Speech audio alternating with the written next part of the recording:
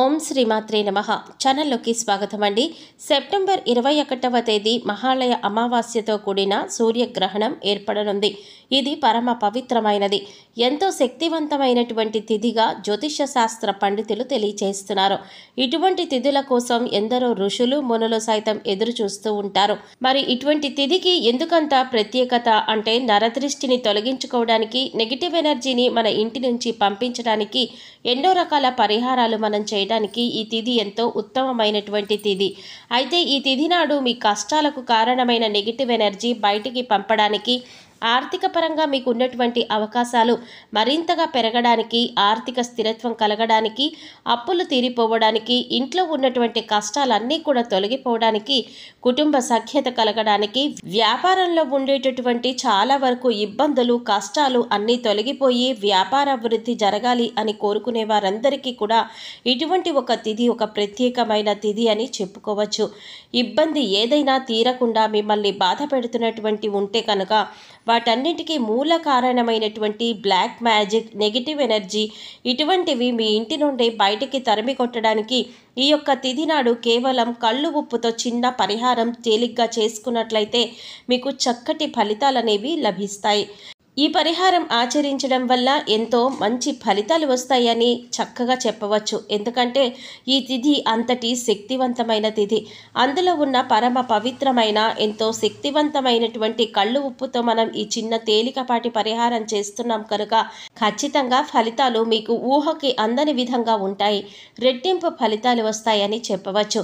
అయితే కేవలం కళ్ళుప్పుతో ఈ చిన్న తేలికపాటి పరిహారాన్ని ఈ అమావాస్య తిథి నాడు ఎటువంటి నియమ నిబంధనలు అనుసరిస్తూ ఈ పరిహారం చేయాలి, ఏ సమయంలో చేయాలి, ఎటువంటి విధి విధానాలు ఆచరించాలి అనే అంశాలన్నీ కూడా ఈ వీడియోలో మనం వివరంగా తెలుసుకుందాం.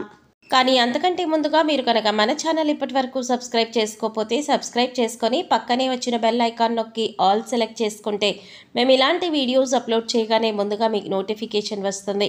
అలాగే వీడియో నచ్చినట్లయితే లైక్ చేసి మీ ఫ్రెండ్స్ అండ్ ఫ్యామిలీ మెంబర్స్తో షేర్ చేసుకోవడం మాత్రం మర్చిపోకండి. వీడియోని ఎక్కడా కూడా స్కిప్ చేయకుండా చివరి వరకు చూస్తేనే పరిహారం ఎలా చేయాలి అనే అంశాలన్నీ కూడా మీకు పూర్తిగా అర్థమవుతాయి. ఇక వివరాల్లోకి వెళ్ళిపోతే ఎన్నో రకాల పరిహారాలు ఆచరించడానికి అమావాస్య, పౌర్ణమి తిథులు ఎంతో ఉపయుక్తంగా ఉంటాయి. పరిహారాలకు మామూలుగా అమావాస్య, పౌర్ణమి తిథుల్లో మనం పరిహారాలు చేస్తే దక్కే ఫలితం కంటే కూడాను ఇలాంటి అద్భుతమైన అమోఘమైన తిథి, అందులోనూ సూర్యగ్రహణంతో అమావాస్య తిథి కలిసి వచ్చిన రోజున అత్యంత శక్తివంతమైన తిథి. ఈ రోజున పరిహారం ఆచరిస్తే కనుక మీ స్వహస్తాలతో ఈ పరిహారం ఆచరించడం వల్ల అమోఘమైన ఫలితాలు రాకుండా ఎవ్వరూ ఆపలేరు. రెట్టింపు ఫలితాలు వస్తాయి. కాకపోతే ఇలా పరిహారాలు చేస్తున్నామని ఎవరికీ అస్సలు చెప్పవద్దు. అతి రహస్యంగా పరిహారం చెయ్యాలి. ఒకవేళ చెప్తే కనుక ఆర్థిక స్థిరత్వం వీరికి కలగడానికి గల కారణం ఇటువంటి పరిహారాలు చేయడమే అని అందరూ మిమ్మల్ని చూసి దిష్టి పెడతారు. ఇలా దిష్టి పెట్టడం ద్వారా చేసే పరిహారానికి ఫలితం దక్కకపోగా నెగిటివ్ ఎనర్జీ, నరదృష్టి మీ మీద అధికమయ్యే అవకాశాలు ఎక్కువగా ఉంటాయి. కాబట్టి పరిహారం పాటిస్తున్నట్లు ఎవరికీ చెప్పవద్దు. ఏదైనా ఒక పరిహారం పాటించేటప్పుడు కొన్ని నియమ నిబంధనలు తప్పనిసరిగా పాటించాలి. అలా మనం పాటిస్తే ఫలితాలు ఖచ్చితంగా వస్తాయి. గ్రహస్థితి నీచ స్థితిలో ఉన్నట్లయితే ఫలితాలు దక్కడానికి కొంచెం ఆలస్యం కావచ్చు, కానీ ఫలితాలు ఖచ్చితంగా కలుగుతాయి. ఇటువంటి స్థితుల్లో ఫలితాలు దక్కకుండా ఎవ్వరూ ఆపలేరు. కావున అత్యంత నమ్మకంతో, విశ్వాసంతో పరిహారాన్ని పాటించండి.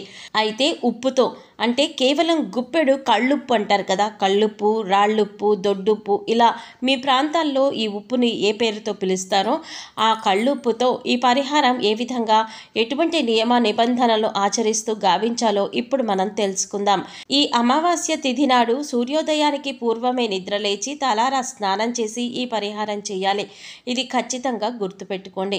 మనం శుచిగా, శుభ్రంగా మాత్రమే ఈ పరిహారం పాటించాలి. ఆడవారు నెలసరిలో ఉన్నట్లయితే కనుక, అంటు ముట్టు ఉన్నట్లయితే కనుక ఖచ్చితంగా పరిహారం చేయవద్దు. ఇలా చేస్తే ఫలితం దక్కకపోగా దరిద్రం మిమ్మల్ని వెంటాడుతుంది.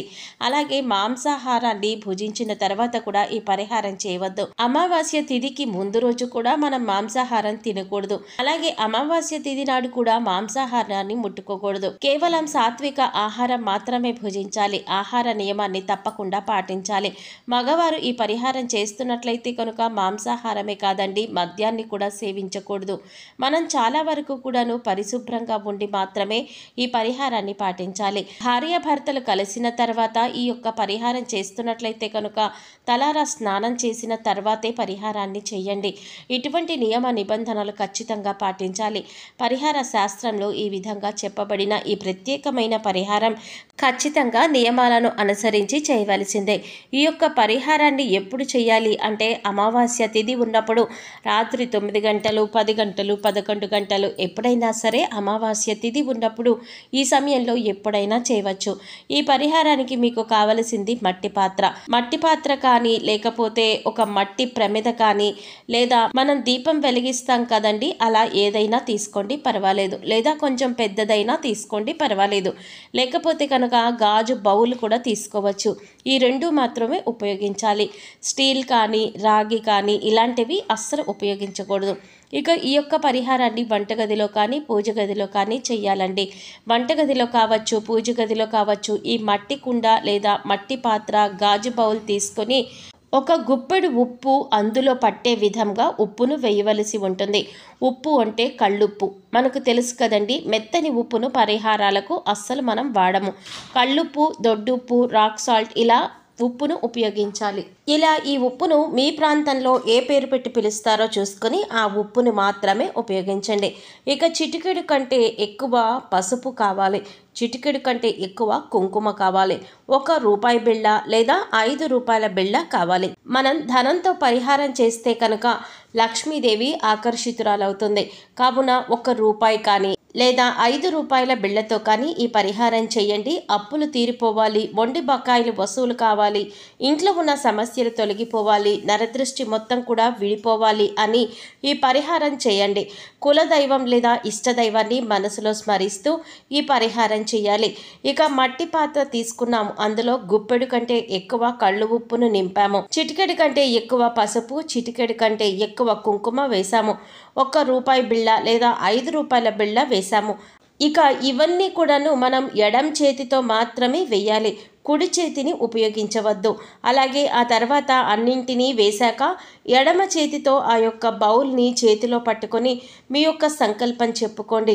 ఇబ్బందులన్నీ తీరిపోవాలి, అప్పులు తీరిపోవాలి, అప్పులు ఇచ్చే స్థాయికి ఎదగాలి, మొండి బకాయిలు వసూలవ్వాలి అని, ఇంట్లో ఉన్న నెగిటివ్ ఎనర్జీ తొలగిపోవాలి అని, కుటుంబంలో సఖ్యత కావాలి, అనారోగ్య సమస్యలు త్వరగా తీరిపోవాలి, అలాగే అనారోగ్య సమస్యలన్నీ కూడా త్వరితగతిన తగ్గిపోవాలని, ఇలా మీ కోరిక ఏదైనా సరే కూడాను ఈ కోరికను చెప్పుకోండి. ఆ తర్వాత ఈ యొక్క బౌల్ని తీసుకొని వెళ్ళి గ్యాస్ స్టవ్ కింద లేకపోతే పూజ గదిలో ఎవరికి కనిపించకుండా అతి రహస్యంగా పెట్టండి.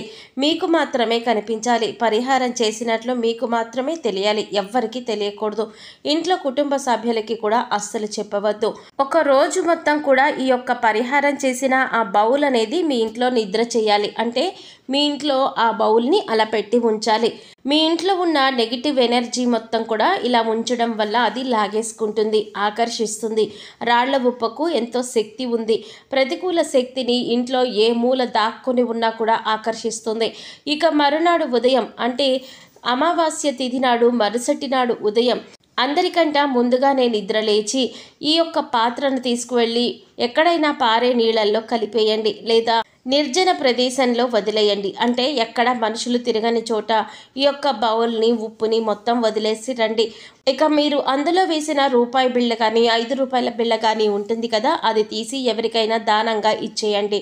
మట్టి కుండ, మట్టి పాత్ర, మట్టి ప్రమిద ఏదైనా మీరు పరిహారం చేసినటువంటి ఆ యొక్క బౌల్ని తిరిగి తెచ్చే ప్రయత్నం కూడా చేయకండి.